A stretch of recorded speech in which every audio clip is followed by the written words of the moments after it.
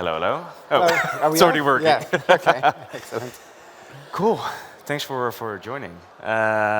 Shane, lovely to have you here on stage. Would you like to do maybe a short introduction to the group about Zyte and what you do? Sure. My name is Shane Evans. I'm co-founder and CEO of Zyte. We gather data from the web for other businesses. So, for example, companies that would want to do, we're powering a lot of the big data-driven companies who would want to use web data for competitive intelligence, tracking prices.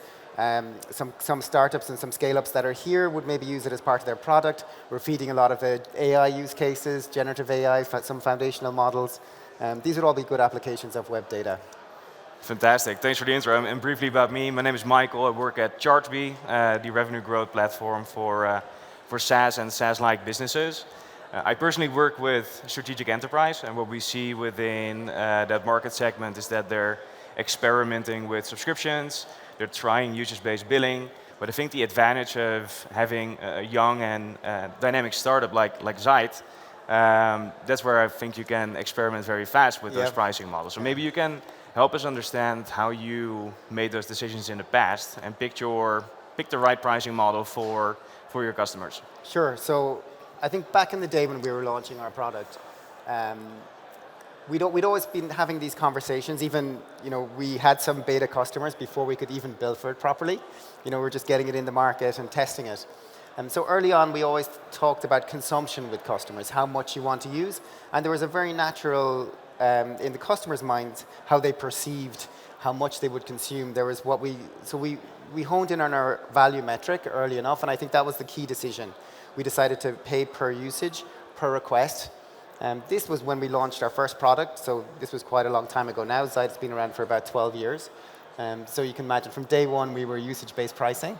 Now we've iterated a lot on how we've gone to market, how we've priced it up. But that core value metric has been there since the start, and it's resonated well with our customers. So thankfully, I think getting this right is one of the key things. Yeah. And I guess it can be difficult as well when you serve different market segments. So what we see when we were working with startups, a pay-as-you-go model would be more attractive. However, as you're serving enterprises or you're moving up market, your cost will increase as well in order to serve those businesses, whether it's throughout the evaluation or, of course, with the onboarding and ongoing support. So we discussed it yesterday briefly, of course, but I'm curious how you make decisions on how to price for, let's say, enterprise versus maybe the smaller customers that you're serving today. Yeah, and you're right. We have two very different, distinct pricing models.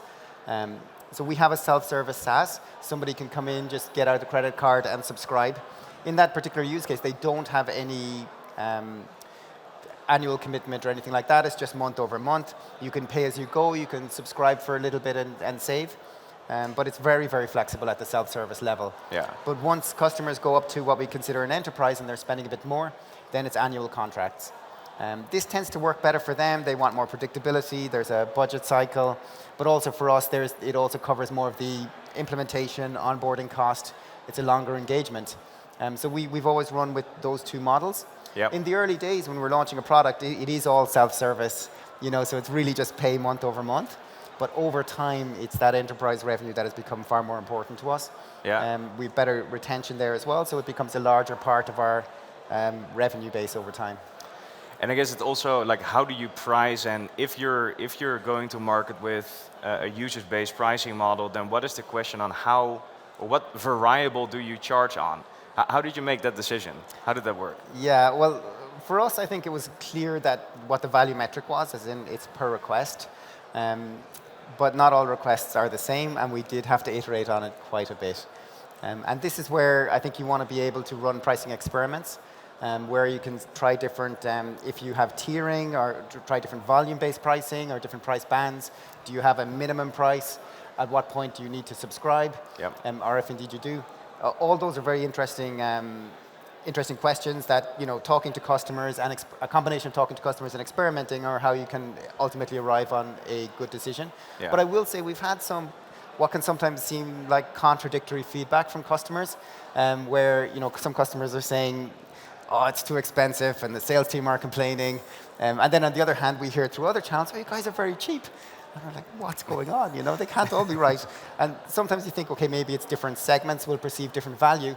But the other thing we realized is maybe there's some features or something else that increase customers' willingness to pay. Yeah. So it is trying to get an understanding of what they're using and what they value, and that can inform some of these experimentation and some of the decisions, you know, over time. And I think that's a very interesting takeaway too. When you're talking about experimentation, it's not just you doing the experiment and going to market with a certain price model, but to make it interactive with your customers. Yeah. And get their honest feedback about what they think about the pricing model itself. Yeah, exactly.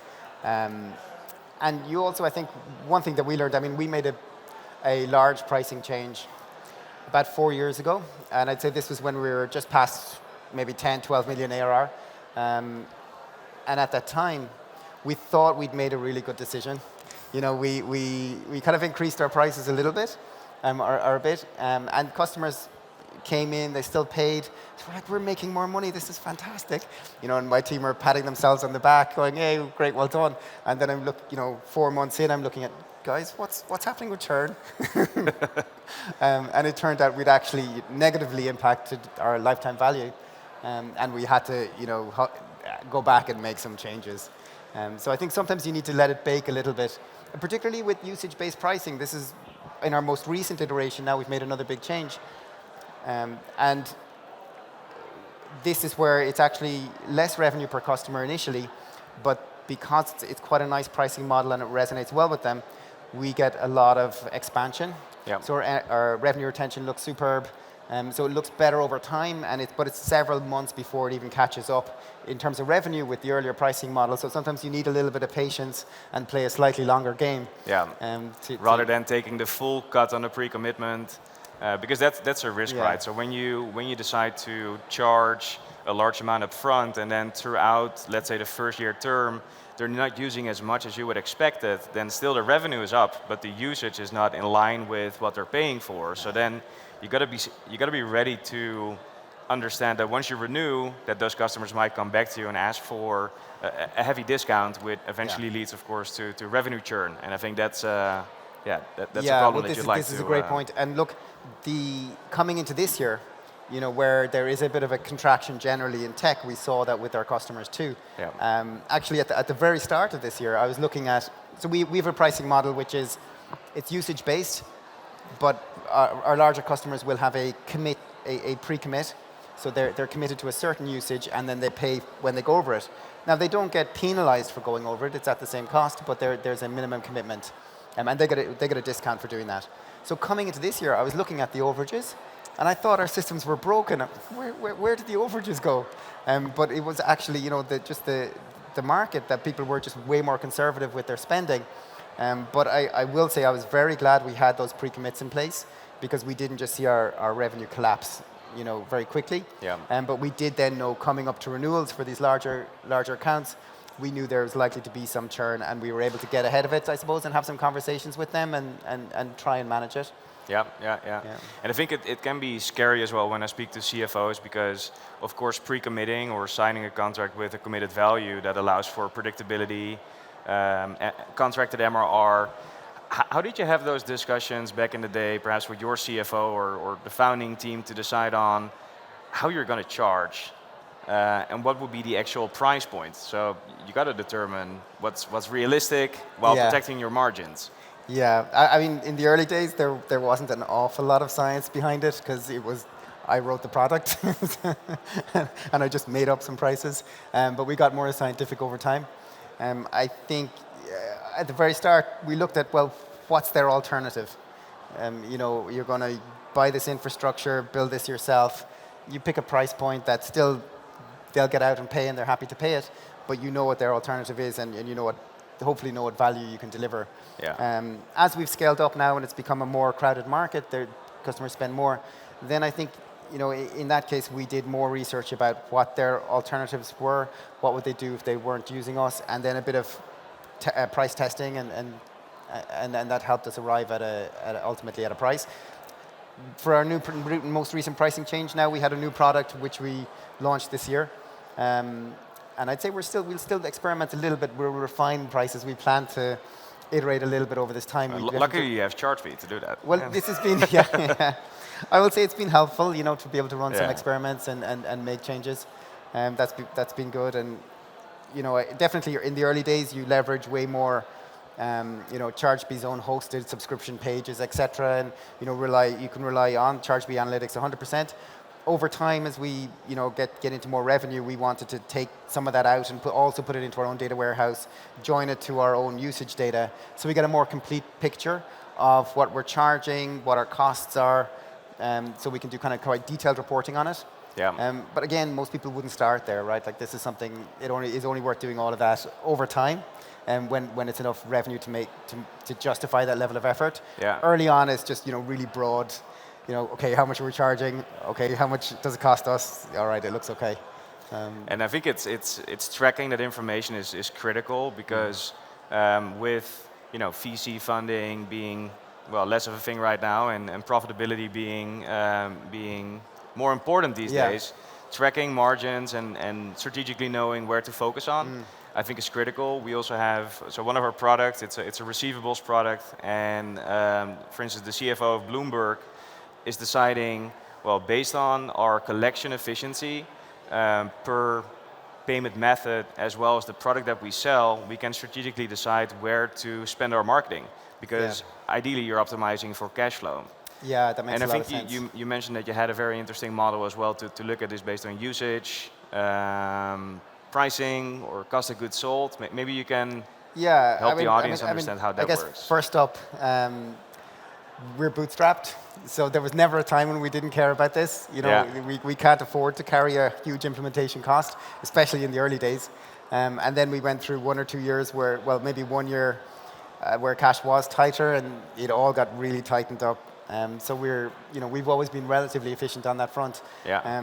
But in terms of looking at what variables influence our pricing, right now, of course, we can track almost on a per request basis, and we can segment it multiple ways. How much we're going to charge the customer, where our own costs are. But we'd also look at things like customer sentiment, what their willingness to pay is, trying to assess that as much as we can. But we'd always have a good enough handle on our margins. And when we have found, like earlier this year, we did want to improve our margins a bit. We did look very hard for efficiencies. For you, our product requires a reasonable amount of infrastructure and technology. I guess a lot of AI-based products would, but we look very hard at improving our own efficiencies and doing it that way, and rather than passing on high price increases to customers. It's very hard to do that in the current market. I don't think it's, so as much as we can improve our own efficiencies, it's better, of course. Yeah, exactly. Yeah. Interesting. Thanks for sharing that. And yesterday we touched upon the importance of innovation, but that somewhere in the life cycle of discussing innovation, there can be blockers. So revenue, product, and marketing teams might be excited about launching something new, and that could be related to, for instance, a usage-based pricing model. Yeah. Then the CTO needs to get on board with, designing that or developing it, or perhaps purchasing a tool in order to help with that go-to-market process. And then you have a CFO that decides like, whoa, we're just going through this audit. No way we're going to add a new pricing model, because that's going to be an incredible nightmare for us to manually take care of this. How do you get the alignment between you and the rest of the execs? How do you get that sorted while making sure that your business is able to grow without the concerns between the teams? Yeah, I think there's no magic bullet here, right? And I think pricing is a very interesting one, because it cuts across maybe a section of the company that not every issue would, and everybody has an opinion on it. And everybody looks at it slightly differently. What a CFO wants out of this is quite different to what a salesperson might necessarily want, which is quite different to what a product manager or a marketing team might want. So that has been, there's no silver bullet there. It is a case of having to work together as a team, clarify the objectives, bring data to the conversation, so that people can appreciate the trade-offs, and also be willing to make changes when things aren't working. That's for us. That's really been key. We have had enough of a process around it to keep our CFO happy, and we can see the numbers and we can see the usage, and that gives us some reassurance where we've had that in place. Were you never worried when you would, let's say you would not have a pre-commitment, but the customer would just be able to use your product and pay as they go? How scared were you of churn? Because they can just step out without any contractual commitments. How did you do that? Well, I think early on I didn't really care. I mean, because we had no customers, I wrote the product myself, it was fine, I could just do whatever I wanted. And actually, it's funny, conversely, much later on is where you start worrying, where we have a legacy product, we have a lot of people that we grandfathered in on old plans, and that's where everybody gets nervous. You've got a bigger team, people have plans around a certain usage that you don't want to see this revenue leakage, and that, rather than launching something new, is launching additional features or innovating on your existing product set, is where people start getting a lot more nervous. And that's when we had to do a good bit of planning around that. Test it out on smaller use cases, private betas, understand how much they're paying, understand what a migration plan looks like for our existing customers. And you know, sometimes it can take a little while to wash out a new pricing change. You know, and I've seen plenty of companies have to take a worse couple of quarters as they go through these pains of something. Maybe you believe it's better.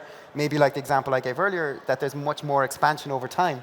But that means you have to realize that the maths just work out that it's going to be a little bit worse for a while, and that's never easy to swallow. So and I guess just stay innovative and surprise your customers with great product, and then they don't want to go.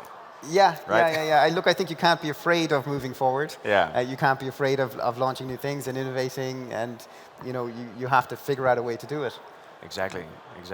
What's like a key takeaway, or perhaps one of the biggest mistakes that you made when it comes to going to market with these kind of models that would be super helpful for the audience to know? Well, we've made a few.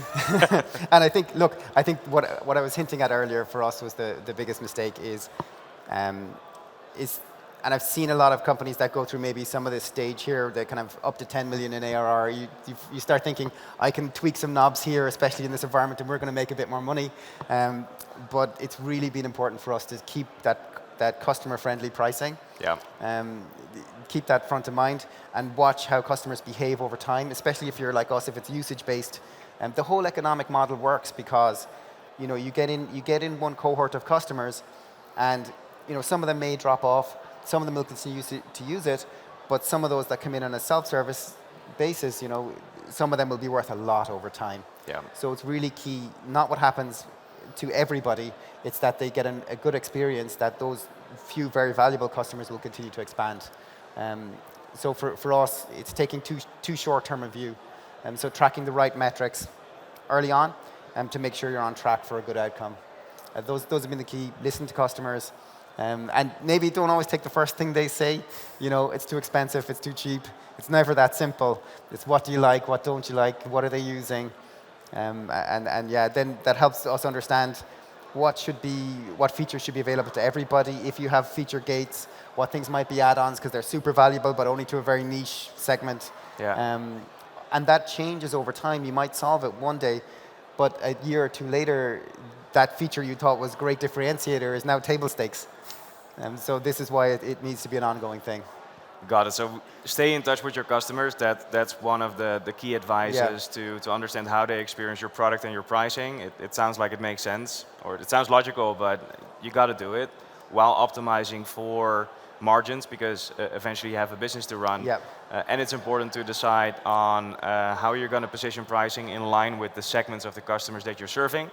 Well, I think making sure that at least the C-suite is aligned on this kind of innovation. So I think we're almost at the end. Is there anything that you think we have to share based on what we have discussed over the past 2 days, or no? Are we good to go? We've got like 10 seconds left. Perfect. Then I guess thanks a lot, audience. We're walking around. We have a booth G12. So if you would like to discuss anything around this topic in more detail, please feel free to stop by.